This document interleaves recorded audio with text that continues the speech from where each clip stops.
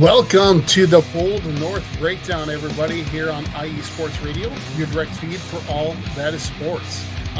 Very excited to be back in the saddle again, battling through a bit of a cold, so hopefully I can make it through it all right. I've got some tea sitting here, so hopefully they'll help me get through it. Any comments that you guys want to, subjects you want to talk about, please feel free to drop them in the comments. Definitely got some great things going on the agenda today. Got to talk Vikings. We skipped that last week, but got my purple on. We're gonna talk a little bit about the offseason. Since we're in the middle of the scouting combine, we've already been through the Senior Bowl. We're gonna talk a little bit about options for free agency for the Vikings. Which players do they bring back? Who do they want to target in free agency? Who should they target? And then talk about the draft. Who are some guys that I think that they should target? They don't have a lot of draft capital, just having a first round pick in the fourth round, likely compensatory pick at the end of the third round, and then a couple of fifth round picks. So there's not a lot of draft capital there. I'm going to talk a little bit about my thoughts as to what I would do again if I were the GM of the Vikings. But in the end, I think I would probably try and trade down a bit. I know that there's a lot of Vikings fans that don't agree with that mentality and that thought, but I think that they just need to have. I just think that they need to have some more picks to address all the needs, just to add some youth to the team. So anyway, we'll talk about the Vikings. We're going to talk about the Timberwolves. They had a couple of real tough games this week. Playing back-to-back nights against Oklahoma City Thunder, lost at home, and then traveled after 8:30. Actually, I think it didn't start until about 8:45 or 8:50 game, and then had to fly to Oklahoma City right after the game. So both teams had to travel that next day. That game was just a fantastic finish. Going into overtime, the Wolves were down by a bunch, battled back. So that was an exciting game. I'm going to talk a lot about that. You'll talk about the Wild. Wild had a couple of games. They actually had back-to-back games against the Detroit Red Wings since my last show. Went 1-1 in those games. Going to talk about the first game and the second game. The first one was an overtime win, so that was nice. Then we'll talk a little bit about the Twins and Minnesota Gophers basketball as well. We're going to touch on a little bit there. Both of those, the Gophers men's team had a rough week, went 0-2. So we'll talk a little bit about those games and just kind of what their future holds for the rest of the season. And same thing with the women's team. They're a little bit better, and looking forward to seeing them do pretty well here this season. But right now, I'm going to take a quick break, and we'll be right back.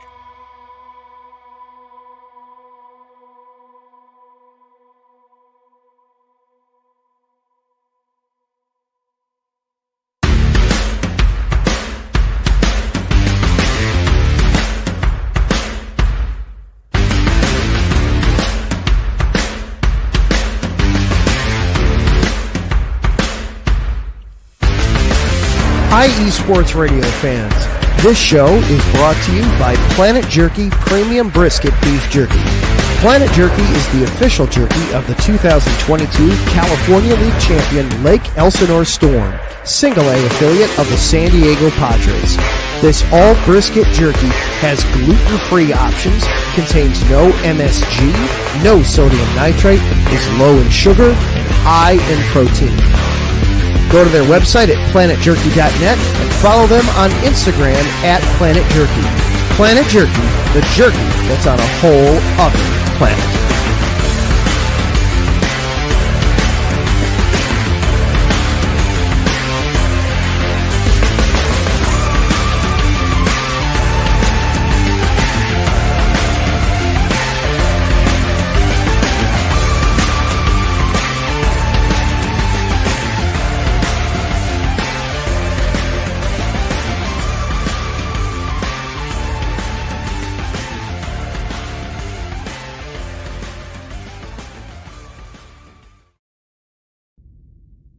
Rise and shine.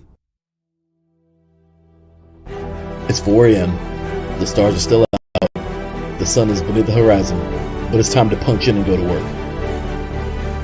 The comfort of your warm-ups turns into the grinding out of your reps as the clinking and the clanking of the plates create a symphony of euphoria.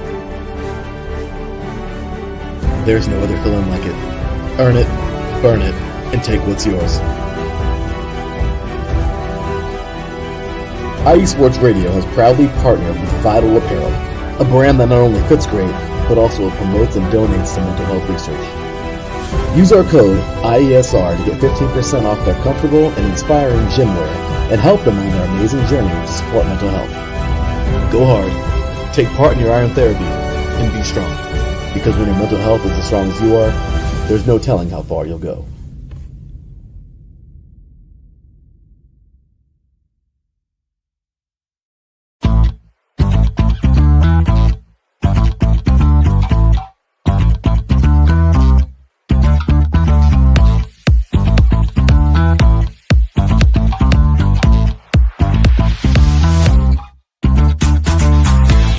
Hey there, IE Sports Radio fans. Be sure to check out our sponsor, Seal the Deal Wax Seals by Cecilia B. You just finished your very own wedding or baby shower invitations and you're looking for that extra special touch? Maybe you just wrote a letter to a relative or a friend and you want to add to their smile when they receive it. Then seal the deal with Cecilia's handmade sealing wax stamps for your invitations, letters, and gifts. You bring the deal, we'll bring the seal. You can find them on Instagram at sealthedeal_wax stamps and on Facebook, Seal the Deal Wax Seals.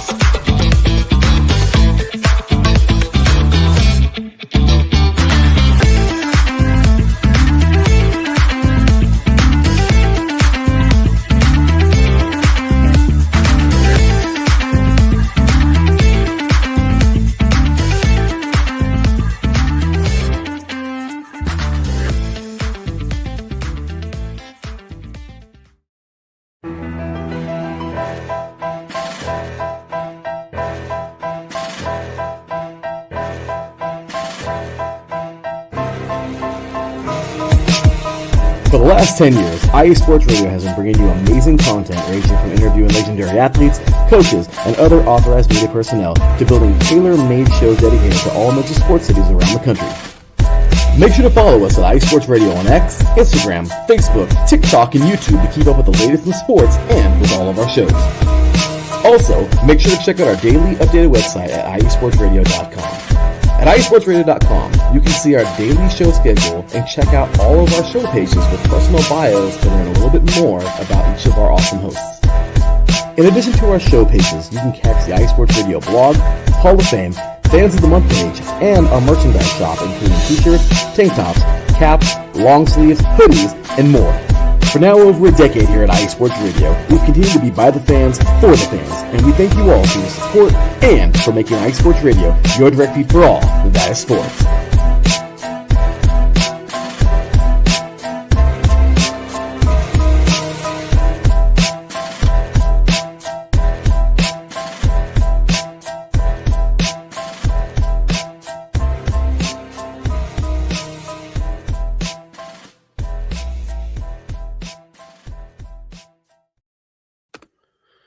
All right, welcome back to the Bold North Breakdown here on IE Sports Radio, your direct feed for all this sports. I'm your host, Glen Ritter, back again. Also want to shout out to all of our sponsors between Planet Jerky, Vital Apparel, Seal the Deal Wax Seals, and then our new sponsor, Raw Nutrition Supplements. Go to getrawnutrition.com and enter the promo code IESR for 10% off of your order. Great products, especially like I said, that beef jerky. I've got one of the family size pouches in my desk at work. It's a great afternoon snack. So check that out. Be sure to also go out to all of our sites. We got a lot of shows across the country here on IE Sports Radio. You can follow me here on X at Bold North _IESR or at GRitter13 on X. You can also follow our shows on iesportsradio.com /Bold North Breakdown. for my particular site. And I would encourage anybody that really enjoys the show to also become a supporter of the show. For $5 a month, you can become a supporter of the show. And I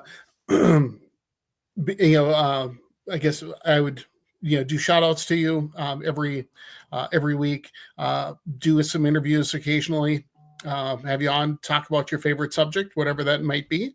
And then, down the road, I'm sure we'd hit you up with, get you set up with some of that IE sports radio gear that talked about in that promo. So definitely great things to check out.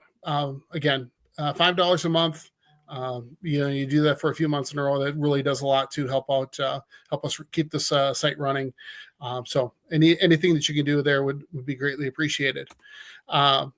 Anyway, as I mentioned in my open, I really want to talk about the Vikings. It's that time of the year. The NFL really never takes a day off. So looking forward to talking about that. I'm always thinking about the NFL season. As soon as the Vikings lost in the playoffs against the Rams, I started looking at the draft and seeing, okay, well, who are some of the top prospects, and then paying attention to who are the guys that showed up and had really good practices at the Senior Bowl, because that I know is a great way for players to get noticed and for talent evaluators to compare them to their peers. Because the best of the best are at the Senior Bowl, doing one-on-one drills. So a guy like, that maybe has a great teammate next to him. I think about Mason Graham and Kenneth Grant. Those guys playing next to each other at defensive tackle for Michigan, they benefit from the other one being so talented. But if somebody's at a smaller school and doesn't have great talent next to him, he's easier to be double teamed. So his game tape in college might be a little bit less impressive than some of those guys. So anyway, but just starting off thinking about free agency for the Vikings, they've got a number of guys that are going to be free agents. One guy in particular had a career year, made the Pro Bowl, Byron Murphy Jr. It was his second year with the Vikings after got drafted by the Arizona Cardinals out of Washington. 6 picks, made the Pro Bowl. It was just great to see him.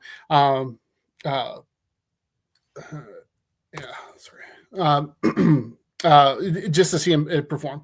Definitely somebody that I would want to see the Vikings bring back. He seemed to fit pretty well with the Vikings system. Played well for Brian Flores. He's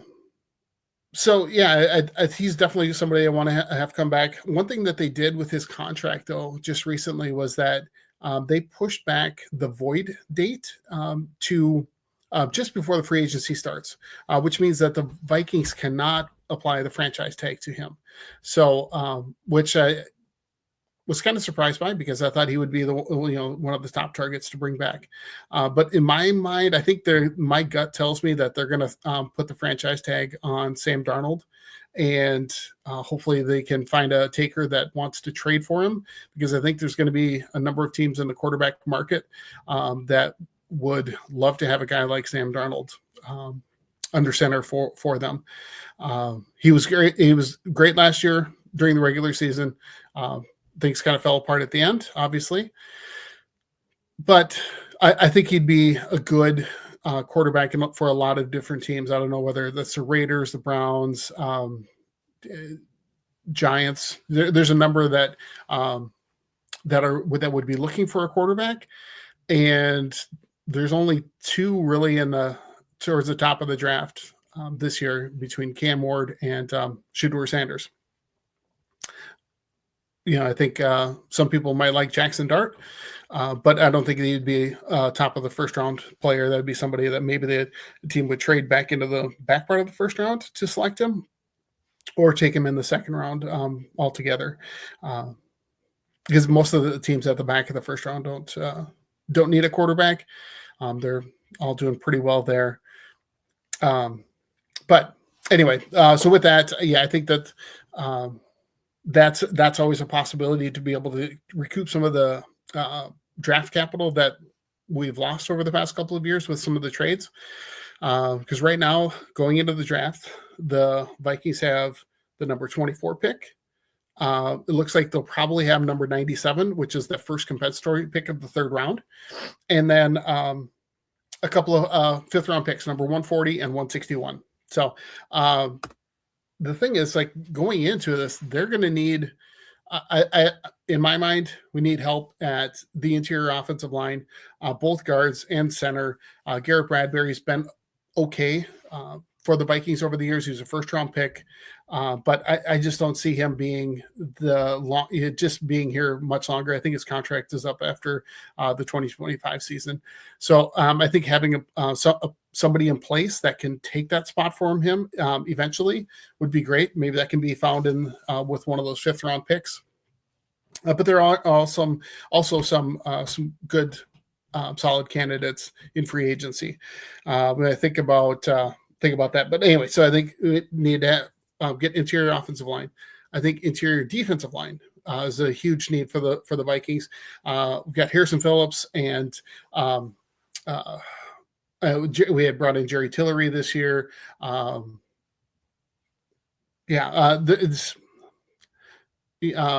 Jihad Ward. I mean, there's not a lot of we haven't really had a lot of solid defensive tackles. And with the Vikings running a 3-4 type of a scheme, it's essentially 3 defensive tackles, but you need one of those really big guys in the middle to take up the center and a guard. You have to be double teamed on any kind of short runs up the middle. Somebody like Kenneth Grant would be a fantastic option. This year's draft definitely does have some solid to very good defensive tackle prospects. It looks like it's a pretty deep draft as well. So we definitely need some help there. Cornerback and safety. In addition to Byron Murphy being a free agent, Stephon Gilmore, Shaq Griffin are all free agents, as is Cam Bynum, Josh Metellus. And those guys all need. I would love to see Cam Bynum and Josh Metellus be back. Those two guys really played well together. They were just fantastic together. Cam Bynum was the celebration choreographer for the season. So yeah, I'm sure you guys have all seen some of those videos of them doing white girls, the different like the Usher dance. Yeah, he coordinates all of those. He did the spoof on the Australian breakdancer. So doing all of those things was a lot of fun, I think, for both the defensive players and the fans. So it'd be great to have him back as well. And then the other position that needs some attention is running back. So, and this is a draft where I think there's some good running back depth. Aaron Jones is a free agent. He was just signed for a 1-year deal after this, after playing with the Packers for all those years. It'll be interesting to see what the Vikings do there. I think that Aaron Jones was great at the start of the season, but towards the end of the season, I think he was starting to break down. He missed some games, had a rib injury, some of those kinds of things. So I'm not sure that he's going to be coming back, but some of the guys that I think that I would like to see the Vikings go after in free agency, to me, it's the interior offensive line and some cornerbacks. Those are some places where I think that they can bring in some new players to step in right away on day one. When I look at the draft, I don't see many interior offensive linemen available in the draft that are ready to come in day one from what I've seen and what I've read. I think Tyler Booker potentially would be that type of a player. Sorry, I got to get some of my tea here. Tyler Booker out of Alabama, a left tackle, gigantic human being. I think he's 6'3", 6'4", 230 something. Definitely would be a great guard to step in. I just don't see him lasting till number 24. And after that, there isn't anybody I think that can step in on day one. So anyway, so I think interior offensive line and corner are going to be the guys that they can go after. Some guys that I would like to see them go after. I was thinking Trey Smith, but everybody knows that he got the franchise, or they're planning. Kansas City is planning to give him the franchise tag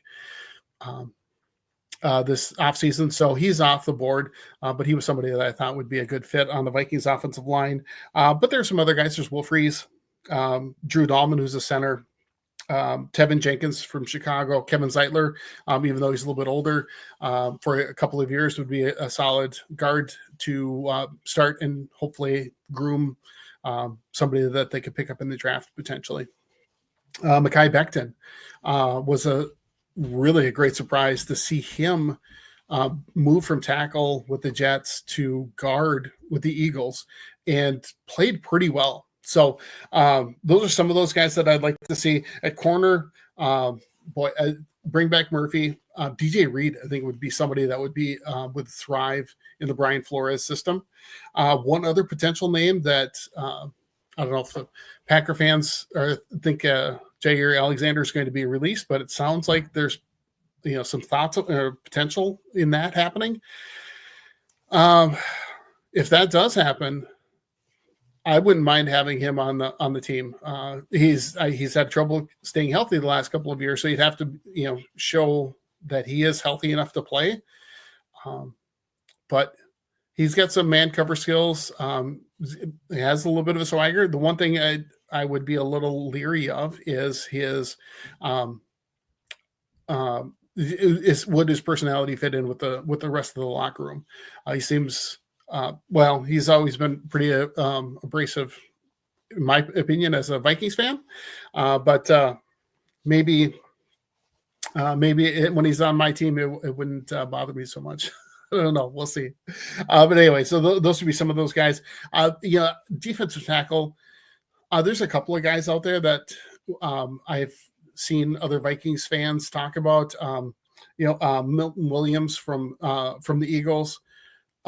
He'd be a good defensive tackle. I don't know that the Vikings would invest that kind of money in him. I just think that the best way to build the defensive line would be through the draft, just with the depth that's going to be available this year. Because as I think about the draft, at number 24, like I said, my preference would be to trade down into the later parts of the first round, maybe early second, get another pick back in the third round. If it can come out with a second and third, and then those couple of fifths, or a second and 2/3, and then 2/5, then I think that would be good. Some guys that I would love to see from the defensive tackle position. I don't know if they're going to last as long to number 24, but if they're available at number 24, Walter Nolan, Kenneth Grant, those guys are, I was just watching some of the combine, and Walter Nolan said he wants to be like Aaron Donald. I'd love, if that's the case, I'd love to have him on the team. That's the kind of guy that will wreak havoc on an offensive line, and it would be a superstar to add. If they trade down, there's some guys that I think would be solid fits. We're talking about Jarius Alexander from Toledo. He's somebody that showed up big at the Senior Bowl. Really showed some explosiveness. I think he's about 6'3", right around 300, 305, somewhere in there. But would definitely be that kind of a guy to just wreak havoc in the on the offensive line, where he'd be able to provide pressure in the face of the quarterback. No quarterback wants to have pressure in his face. That was the issue with Darnold, is that the Vikings interior offensive line was pushed around and pushed back into Sam Darnold's lap, and he didn't have time to pass the ball, didn't have time to get rid of it. He panicked, made some poor decisions. So those are some of the guys there. Another guy that I've kind of looked at as I've been doing some of my mock drafts is Omar Norman Lott out of Tennessee. I think he's another guy that would be somebody that could provide some pressure up the middle. Again, he's in that 6'3", 6'4", 300-pound ish range. But really well put together.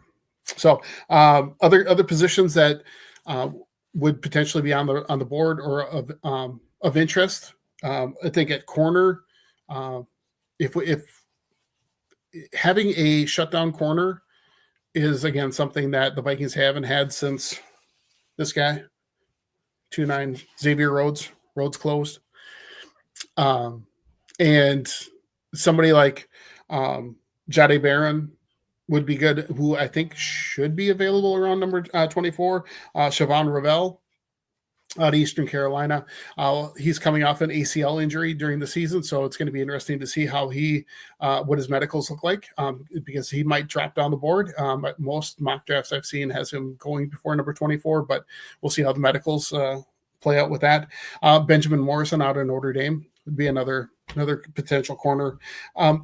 Thinking about offensive line, again, I mentioned Tyler Booker. I think he's going to be way off the board before the Vikings pick. But if he is there, you got to think about that. Again, it depends on what happens during free agency, because free agency happens first. And if you're going to be drafting somebody, I think you got to go best player available. So it's the best impact player available. So if they, somebody like Jihad Campbell was available, well, I think he's going to be a fantastic player out of Alabama. I think he's very similar to what Jonathan Grenard and Andrew Van Ginkel bring to the team, and Dallas Turner, right? So those guys are very similar in that mold. Sorry. And who knows you can't put all of those guys on the field at one time, so you have to kind of pick and choose as to which way to go there. Offensive line, looking at some of those guys that would be available a little bit later in the draft, second, third round. Well, actually, probably early second for Gray Zabel, who's been shooting up draft boards since the Senior Bowl. He's a played tackle at North Dakota State, so a small school guy. But really showed up well and did really well in the drills during the Senior Bowl week, and was one of the guys that made himself some money during that process during that week. He kind of projects more to be like a center or guard at the next level. So he's somebody that I would love to see the Vikings be able to land, but he's not somebody that I think would be able to be a plug and play day one, week one starter on the offensive line. That's kind of the challenge with a lot of offensive linemen is, most of the offensive linemen that are projected to go in the first round are all tackles. So the only guard that I really see is that Tyler Booker. There's some guys that could play both. They've played tackle in college, but then could kick inside to guard, which is usually works out pretty well for those guys in the long run. But again, I just don't see that happening week one. Some other guys, running back position, that's going to have to wait until second, third, or later in the probably third round to address. So obviously you got the big name guys. You got Ashton Genty, Omarion Hampton, Caleb Johnson, Travion Henderson. Those guys are going to go, to me, fairly early in between the first and mid-second round. Well, I'd love for them to be able to land a player like that. I'm putting my attention more on some of the other guys. Cam Scatterbo for Arizona State. In that playoff game against Texas, he was awesome. He really performed really well. I don't know if his measurables are going to be all that impressive, but the guy's a player. So that's one thing I liked. The other one that I like, or name that kind of jumps out at me, is Ollie Gordon. He did really well in the Senior Bowl. I think he threw a touchdown pass. But anyway, had some good rushing and receiving yards. With the running back position, Kevin O'Connell has always had a bit of an issue with, committing to the running game.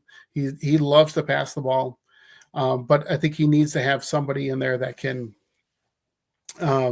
carry the rock, catch the ball out of the backfield, and protect the quarterback on pass protection, which is one of the issues that I think he has with Ty Chandler. It's the reason Ty Chandler doesn't get a whole lot of love in the Vikings offense. He's a very good runner. I think both him and I think he definitely is explosive when he gets the opportunity, but his pass blocking in general is just awful. So I don't see any way that he really takes over a major role unless he shows some serious improvement there. So anyway, let's take a quick break. Let's come back here in just a minute, and we'll talk about the Wolves here on IE Sports Radio, your direct feed for all that is sports.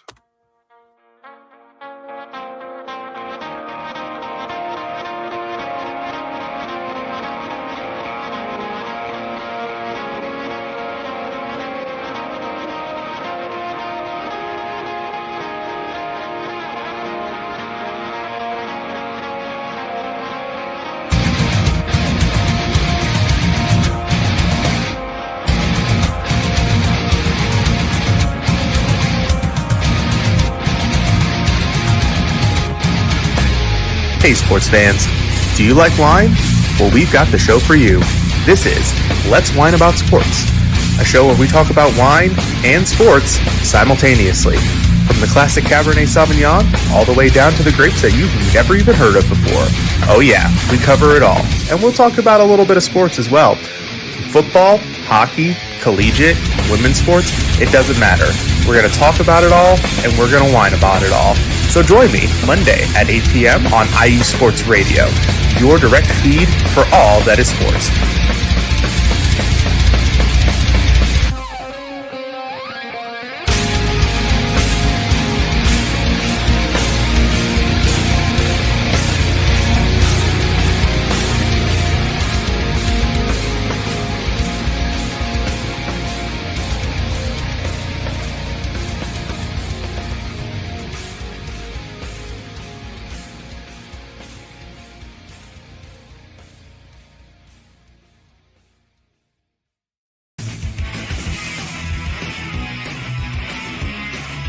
Hello, everyone. My name is Daryl Kinsey Jr. I'm welcoming you to take another lap with the fastest show on IE Sports Radio. Yes, this is the Extra Mile with me and my co-hosts Christopher Lehman and Michael Ward. We talk everything racing from NASCAR to IndyCar to Formula One to limited hydroplanes, endurance racing, the NHRA, and more. So come join us for an hour of great racing talk and a lot of fun as well on the Extra Mile, Thursdays at 8 p.m. only on IE Sports Radio, your direct feed for all that is sports.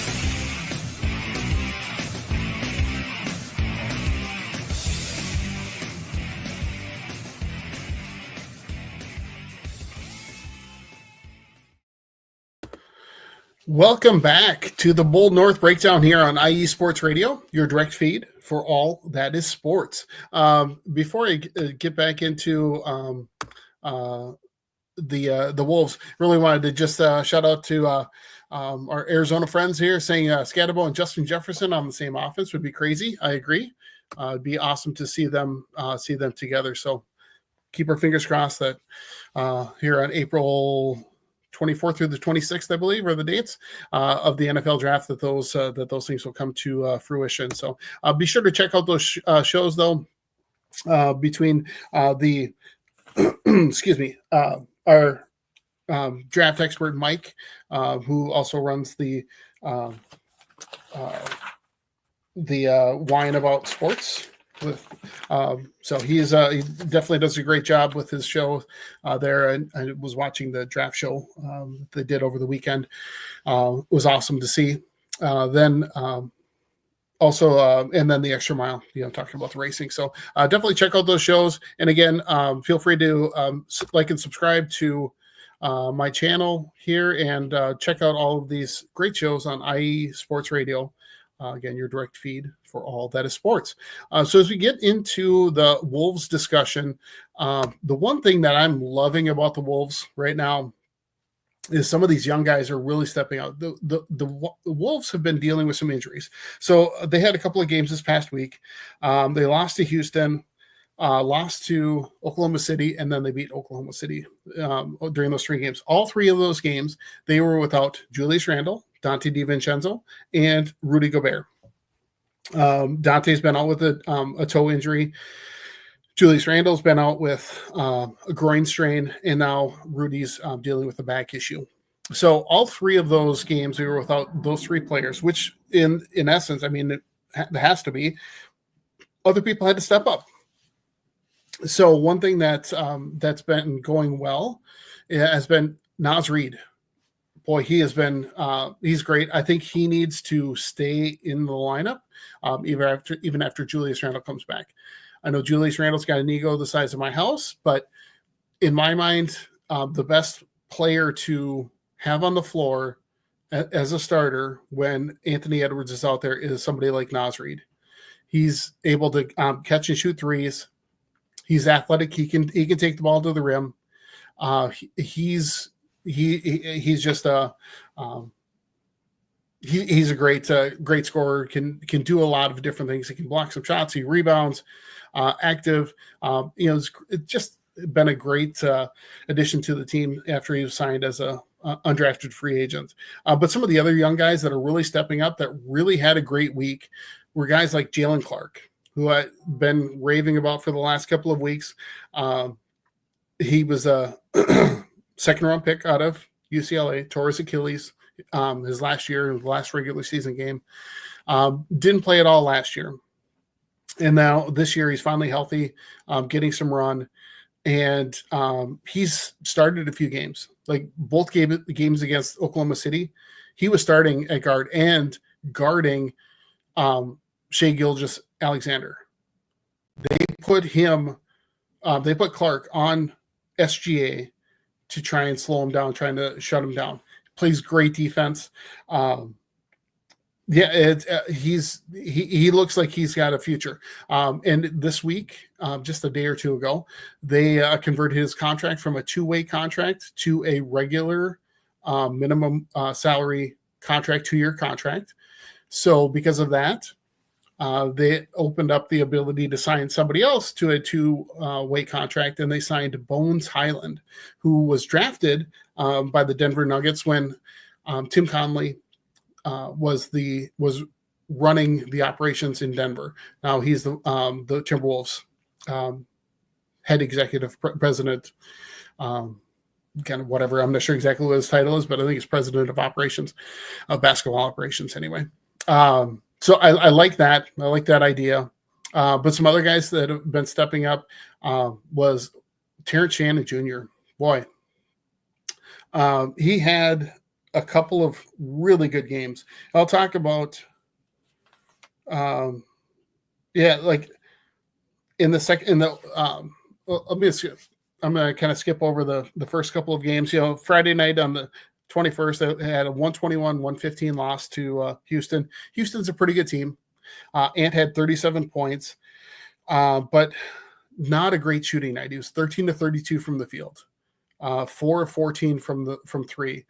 And what jumped out at me from that game, and then also the game on Sunday against Oklahoma City, was a lot of just dribble the ball up the court, chuck up a 3. He's at his best when he's attacking the rim, which I think he's learned. I mean, early on in the season, he was shooting a lot more 3s. Since the first of the year, he has been taking it to the hoop a lot more, and trying to get some follow calls. And so he's been shooting more free throws, which is great. That's where he's going to be more successful. That's when the team's going to be more successful as well, is when everybody's collapsing on him. It's going to free up other guys to score. So then he's able to get more assists and those kinds of things. But yeah, so when I look at some of the numbers from those games, then on Sunday, they had the late game against Oklahoma City. supposed to start at 8:30, but I think it tipped off because it was a national game and they wanted to wait until the game before it was finished. They ended up, let's see, what was the final score? They lost 130 to 123. So, I mean, Oklahoma City is a fantastic team. Shea Gilgeous-Alexander is awesome. And everybody around him plays well. They are one of the best teams at taking care of the ball. Their turnover differential is astronomical. I think they force about six more turnovers per game than the number that they turn the ball over. So if you're a team that has a penchant for turning the ball over, which the Wolves have from time to time this year, you're going to be in for a rough night if that's the case. But they played him really solid. Like I said, Jalen Clark at the start at one of the. Well, I think they technically listed him as a small forward because I believe the starting lineup was Conley at the point, Edwards at the 2, Clark at the 3, Jaden McDaniels at the 4, and then Naz Reid at the 5. Again, without Rudy, kind of had to go with a little bit of a different lineup there. So Clark was playing well. He had 14 points in 17 minutes, went in for a layup and came down hard on the back of his head. Left the game, didn't return. I think they went to the locker room and they said it was a neck injury. So really scary moment.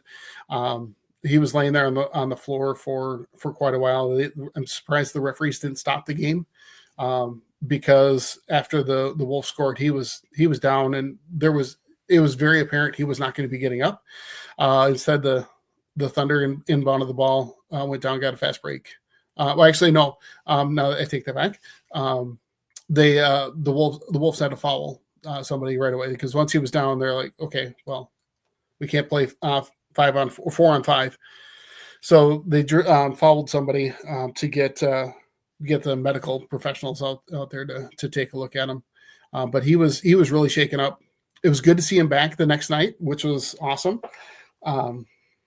So anyway, yeah, I guess the one thing I saw from Ant this week is he gets into a lot of the hero ball kind of mentality. So like at the end of the game, it's okay, let's get the ball in Ant's hands and let's just try and get out of his way. Well, all that does is it allows everybody else to double team him and collapse on him rather than worrying about anybody else because they know he's going to get the shot. So he did have in that first game against OKC. Sorry, I'm checking my notes. 29 points, 10 rebounds, 7 assists. Really good. He did have 5 turnovers, which again that happens when you're facing Oklahoma City. But his shooting numbers weren't all that great. It was like 8 for 21 from the field, 4 of 13 from 3, 9 of 10 from the free throw line. So that was good. He got to both games, both those first 2 games that week. He got to the line 10 times. Then the following night, Monday night, they had to go back. Both Oklahoma City and Minnesota flew to Oklahoma City. The game the flight landed about 3 a.m, and excuse me. So that game, tipped off at like 7:00 the next night. Rough start to the beginning of it. They were down. I can't remember all of the things where they were down, but they were down 24 points with 10 minutes and 50 seconds left in the game. The Wolves were. With 3:55 left in the game, they were down by 16. They were down 121 to 105. The Wolves proceeded to go on a 16-0 run to finish regulation and tied with the left regulation with the tied 121 to 121. The crazy thing about that whole thing is Anthony Edwards was not on the floor for any of that time. They did that all. Here, let me tell you the 5 guys that were on the floor. Naz Reid, Jaden McDaniels, Nickeil Alexander-Walker, Terrence Shannon Jr., and Rob Dillingham. Those were the guys. Terrence Shannon Jr. played outstanding. He was, in fact, Ant was tied for 4th on the team in scoring.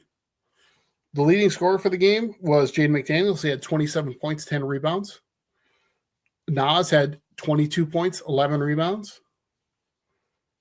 Terrence Shannon Jr., like I said, had 17 points, 10 rebounds. Pretty good for the guy that was taken 27th overall in this last draft. He was good. He's a good player. And I think we all knew that he was one of the most NBA-ready players coming into the draft.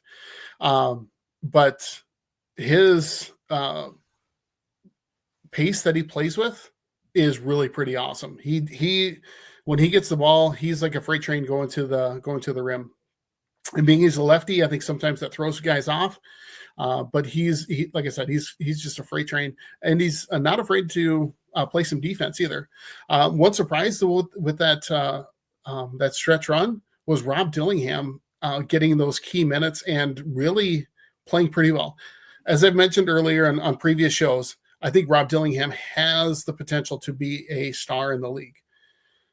But he has shown that he is a 19-year-old rookie, 20-year-old rookie, whatever. I know he only played 1 year of college at Kentucky, so I'm not sure if he's still 19 or if he's turned 20 yet. But he makes some poor decisions when it comes to passing the ball or shoot some shots that he takes. So he gets yanked pretty quick. Chris Finch definitely has him on a short leash. But it was really nice to see that when the team was rolling at the end of regulation, Finch kept those guys in. Anthony Edwards didn't come into the game until there was my notes were came back into the game with 1:48 left in overtime. So even when they started overtime, he kept those same 5 guys on the bench, or from the bench.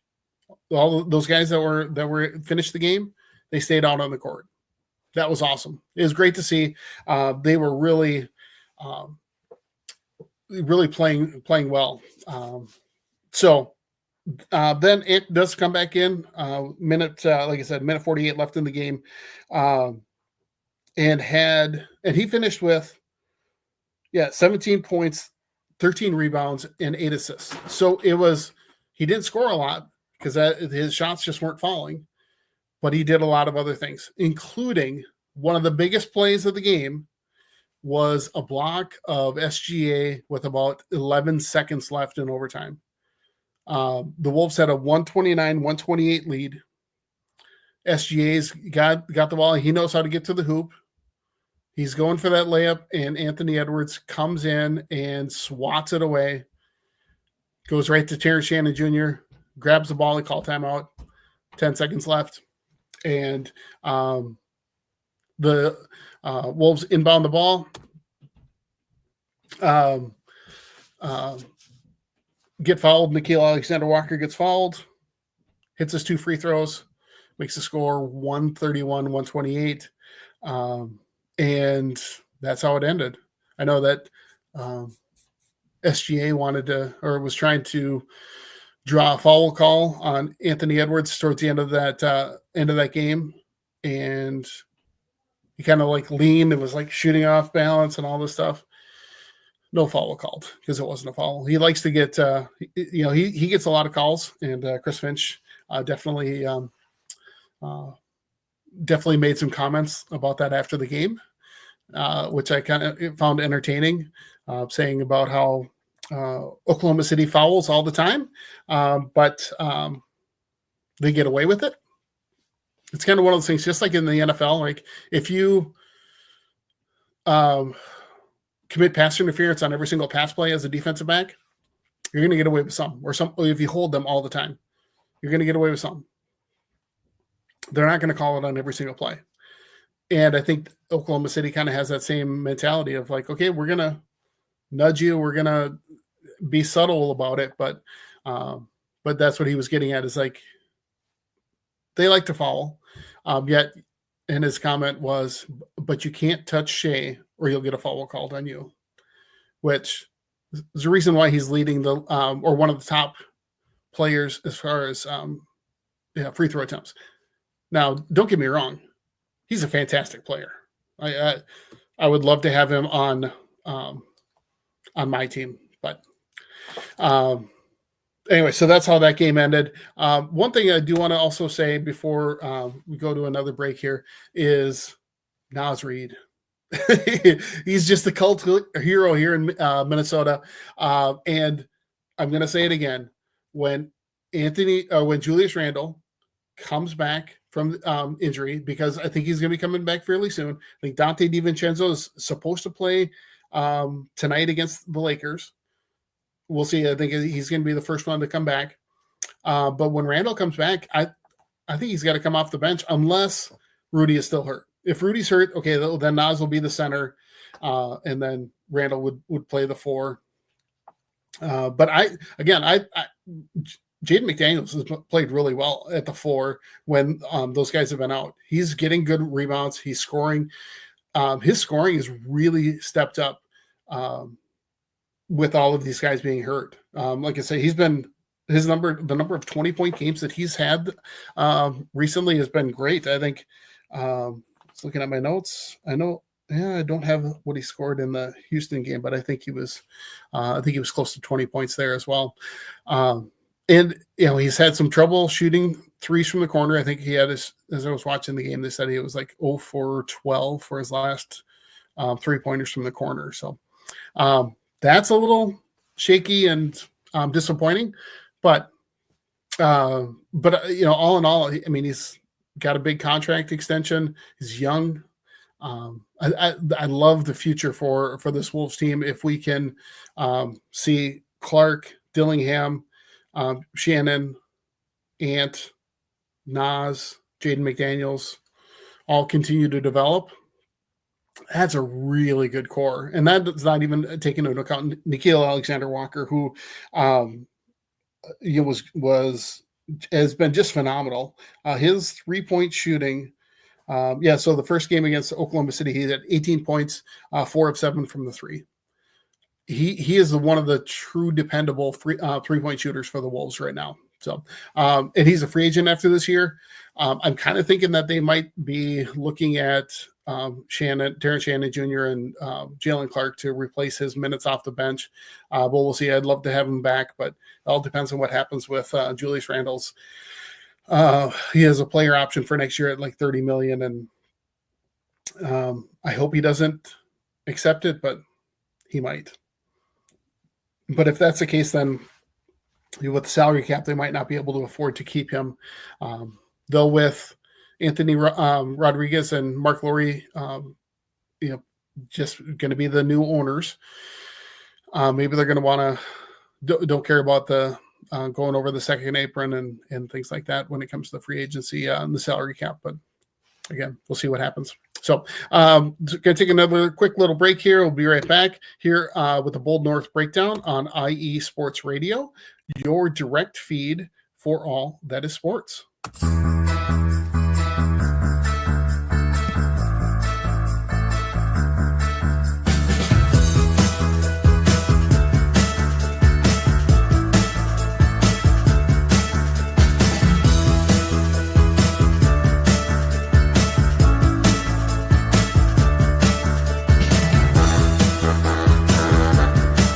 What's up, New York? This is Ricky K coming at you with the NY State of Sports, a new show here on IE Sports Radio, your direct feed for all that is sports. Listen to me every Thursday afternoon as we bring you the latest takes on the Yankees, Mets, Jets, Giants, Knicks, Nets, Rangers, Devils, and Islanders. Plus, you get some college hoops and what's the local sports events going on in the area. It's a state that never sleeps, so why not get the opinions and sports takes that never sleep? Again, every Thursday, 2 p.m. to the NY State of Sports. We'll see you then.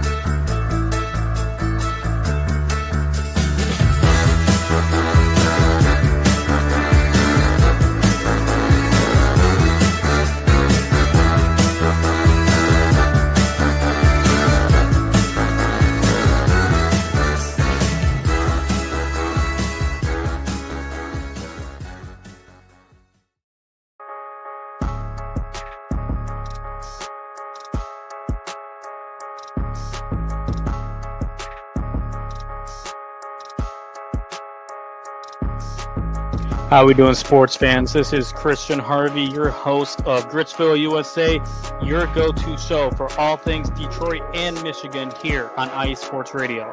Whether you're here for Gritty Lions talk, getting pumped up for the great Detroit sports renaissance, or hating on your neighbor depending on if they were green or blue, we got you covered.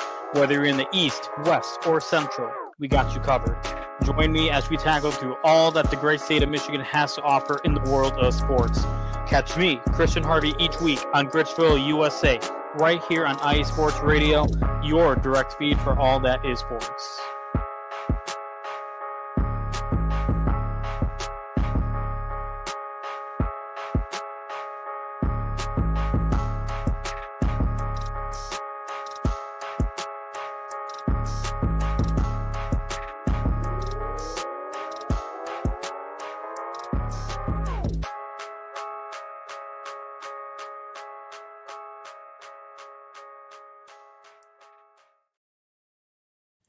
Welcome back to the Bold North Breakdown here on IE Sports Radio, your direct feed for all that is sports. I wanted to play Christian's drop there here at the end, just before my last segment, because my Minnesota Wild played his Detroit Red Wings 2 games in a row this past week. The first one in Detroit, Minnesota Wild pulled out a 4-3 overtime win over the Red Wings. There was some controversy in the game. I'm just going to say that. A play that I wasn't able to watch in real time, but I did see the play later in replay, and it was DeBrincat had a shot that hit the crossbar, dropped straight down, right behind Fleury. Never crossed the goal line. But when it hit and went down, the referee pointed at the goal, the horn goes off, smoke goes off, everybody's going crazy, but the puck never crossed the line. It was sitting behind Marc-Andre Fleury. Dylan Larkin was about 10 feet away. He sees the puck on the ice behind Fleury, but it was loose. He skates in and jams the puck into the net. The Wild challenged it, asked for a review because the horn went off. Everybody stopped playing except for Dylan Larkin, but it was ruled that the whistle had not blown before the puck went into the net. I'm just flabbergasted, because if I was playing a sport and the horn went off as I'm on defense, I'm assuming that the puck's in the net. Like, even if I can't see it in the net, I'm going to let up. I'm not going to keep playing. I'm not going to try to box this guy out as he's skating towards the net, because I don't want to get called for a penalty. If I hit him, and that's not going to be, I don't want to take a penalty. And that's kind of what happened. I think out of his, which defenseman it was, but saw him, skating, Larkin skating towards the net. And again, he was about 10 feet away when that puck hit. And he saw it behind when the horn went off. He skated right for it, jammed it into the net. And again, it was ruled a good goal. So that put the Wild down at that point. I think they were down 3-1, or at that point they were down 2-1. They scored another goal later and made it 3-1. And then the Wild scored 2 goals with the goalie pulled to tie it at 3. Awesome comeback. Not really something that I'm sure that Christian was probably not too happy with that when that happened. But Marco Rossi scored the overtime goal, and the Wild came away with the win. So they came away with 2 points in that game. So which was great. That's what they needed. But then the next, let's see, they played again 3 days later on Tuesday, this time in Minnesota. Wild had a little bit less luck in that game. And part of the reason being more injuries for the Wild. As I've talked, the Wild have dealt with a lot of injuries, but in practice before that game, Joel Eriksson Ek came up injured. And is going to be out. It sounds like several weeks, like 5 to 6 weeks, with a lower body injury. He was unavailable for that game. He's one of the Wild's best two-way centermen. He's great on faceoffs, great on the penalty kill. He can score a bit. He was playing on the Four Nations team for Sweden, so he's a good player. Not your superstar type player like McDavid or Crosby or anything like that, or McKinnon, but he's a really solid player. So that means that the Wild are still without Kirill Kaprizov, who amazingly has only played in 23 games this season. He's missed 35, missed over half the games that the team has played. He's still the leading scorer for the Wild. Just amazing. So without Eriksson Ek, the team just couldn't pull it together. They ended up losing. They had a 2-0 lead, but then gave up 3 straight goals to lose to Detroit. I think they're playing again tonight against Utah. So we'll see what happens there.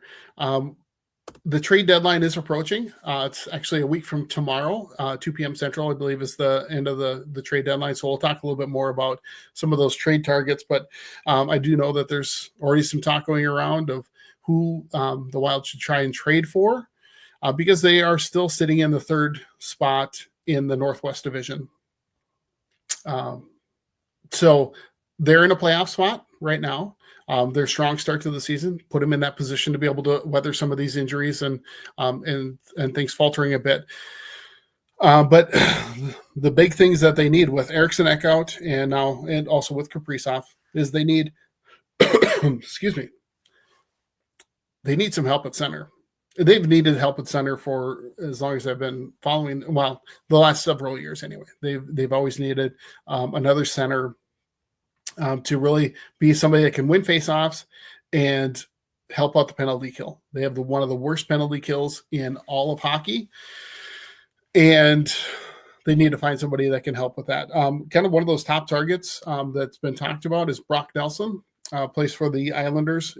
He's from Minnesota, grew up in Warroad, which if you've ever been to Warroad, Minnesota, you're spitting distance to Canada. I think it's the home of Marvin Windows and I think Polaris ATV or snowmobiles, things like that up there between Warroad and Roseau. Kind of sister towns that, but hockey's big up there. Anyway, so Brock Nelson would be somebody. Some other people there was an article on The Athletic, other targets to people or players to target because they are going to have some cap room with those injuries. I think they can take on some salary for the end of the year. Because the other thing is Kaprizov, haven't mentioned this yet, had his surgery before the Four Nations face-off. Talk was 4 to 6 weeks, what the recovery time would be. Now that the surgery's been over, it's been 4 weeks, I think, since the surgery, and he's not even close to returning. They're hoping he'll be back before the playoffs. It's kind of the way most of the sports writers here in town are talking, which is disappointing to say the least, because hopefully they can hang on to a playoff spot and get healthy before the playoffs start. But it's just it's a rough injury bug to have to deal with. So there's some guys there that they could look at. Brock Besser would be another guy. He's also a Minnesota native, more of a goal scorer than he is a penalty kill guy. But I know there's been some talk about him too. But Dylan Cousins, Scott Lawton from Philadelphia, Yanni Gord from Seattle, Jake Evans from Montreal. Those are all some of those centerman kind of guys that the Wild might want to target. But we'll see. Let's see here. The last few things I really want to touch on are just some kind of miscellaneous things that are kind of going on here in the state of Minnesota. Number one, Twins ownership. We had thought we had a potential buyer of the Twins for the pole ads to sell to Ishbia, Justin Ishbia, or Josh Ishbia. Can't remember exactly what his first name is, but he's one of the Ishbia brothers that owns the Phoenix Suns. Initially, there was talk that he wanted to buy the Twins. One obstacle was that he had minority ownership in the White Sox, so he had to sell that first before he could purchase the Twins. Well, he made the decision that he wanted to buy more ownership in the White Sox and abandon the purchase of the Twins. So looks like for the time being, us Twins fans are going to be stuck with the pole ads running the team. Notoriously cheap ownership group. So we'll see how that goes. They are at spring training right now. So they've had a few wins. We'll see how some of these young guys develop. And we've got some good young players, prospects on the team. Brooks Lee, really good young third baseman, drafted 8th overall, I think, a couple of years ago. Looking forward to him. Walker Jenkins, again, somebody that they drafted 5th overall 2 years ago in 2023. Looks like he's going to be starting out next season at AA. And is 20 years old and could easily kind of work his way up for a September call-up. So looking forward to that. And then just Gophers basketball. Here we're they're getting towards the end of the year, the end of the season, and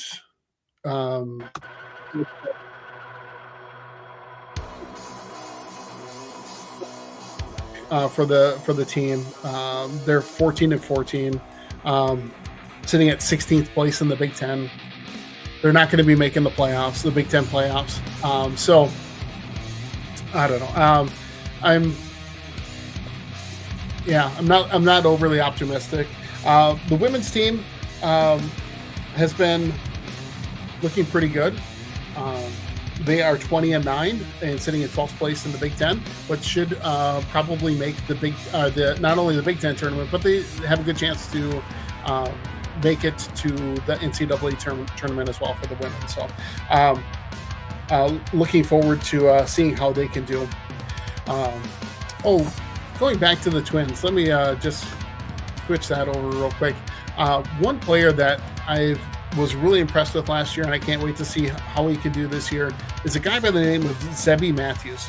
His name is actually Daniel Zebulon Matthews.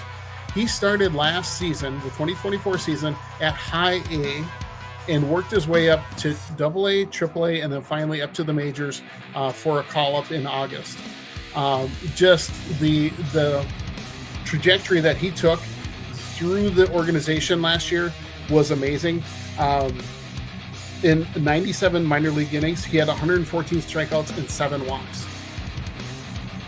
Boy, I mean, that's just amazing. And now in spring training here, let's see.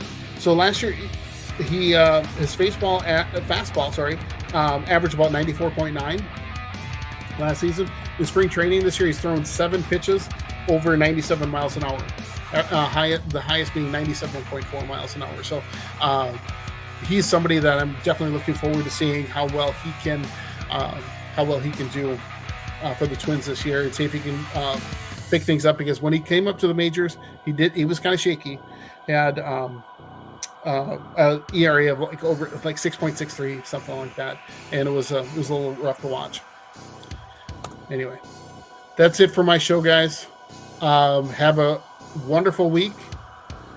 You're again watching the Bolton North Breakdown here on IE Sports Radio, your direct feed for all that sports. Be sure to check out too that all of our great sponsors, Planet Jerky, Premium Brisket Beef Jerky, Vital Apparel, again, great workout gear, but also benefits going towards mental health. And if you use the code IESR, you get 15% off your order with them. Seal the Deal Wax Seals. Again, if you've got an event coming up that you need a wax seal just to top it off, it's a great way to do. Go to Seal the Deal Wax Seals, or you can order on Instagram at @sealthedeal_wax seals. And then also Raw Nutrition. Don't forget to check them out. Raw Nutrition supplements.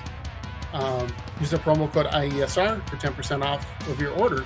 And please don't be afraid to join the supporters club and be a supporter of my show, The Bull North Breakdown, and all of IE Sports Radio. That's it. Have a great week. See you guys.